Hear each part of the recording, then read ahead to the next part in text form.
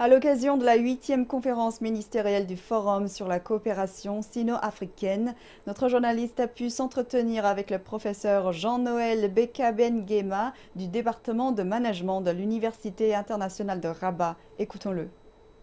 Je pense que la 8e conférence ministérielle du Forum sur la coopération sino-africaine a permis d'ouvrir un nouveau chapitre sur la coopération sino-africaine. Le FOCAC est devenu en quelque sorte un enjeu phare de la coopération entre la Chine et les pays africains et un exemple de coopération sud-sud. Je crois que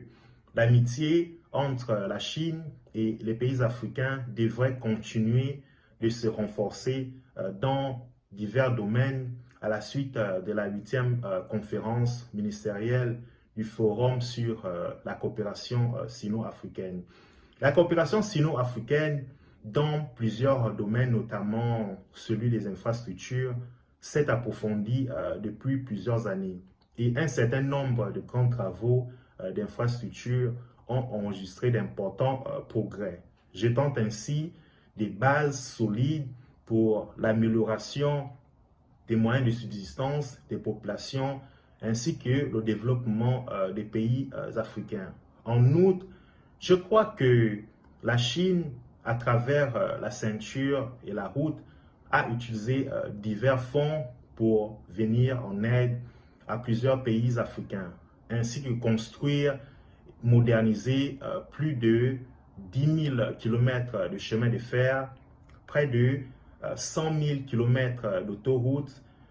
1000 ponts et 100 ports, ainsi que 66 000 km de lignes de transmission et de distribution d'électricité.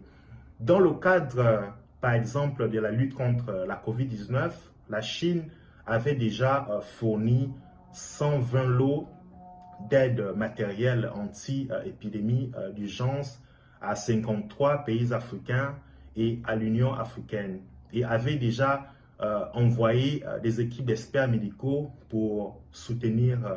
les pays africains dans la lutte contre la pandémie qui secoue le monde actuellement. En restant toujours dans le cadre de la lutte contre la COVID-19, le président chinois Xi Jinping a récemment promis lors de la 8e conférence ministérielle du Forum sur la coopération sino-africaine que la Chine fournira à l'Afrique 1 milliard de doses de vaccins supplémentaires, dont 600 millions sous forme de dons et 400 millions sous d'autres formes.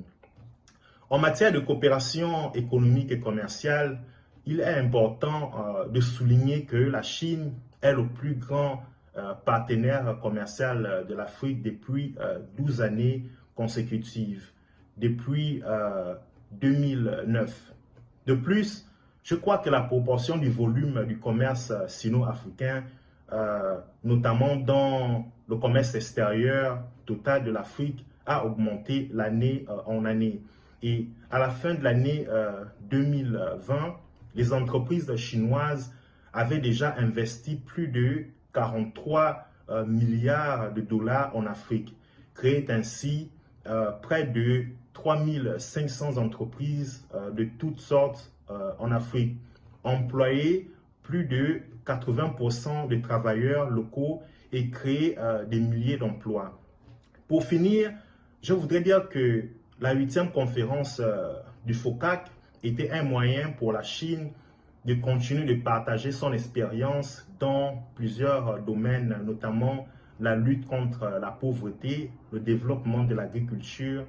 le développement de l'économie numérique, la promotion de l'économie verte, le renforcement des infrastructures, le développement du commerce, etc.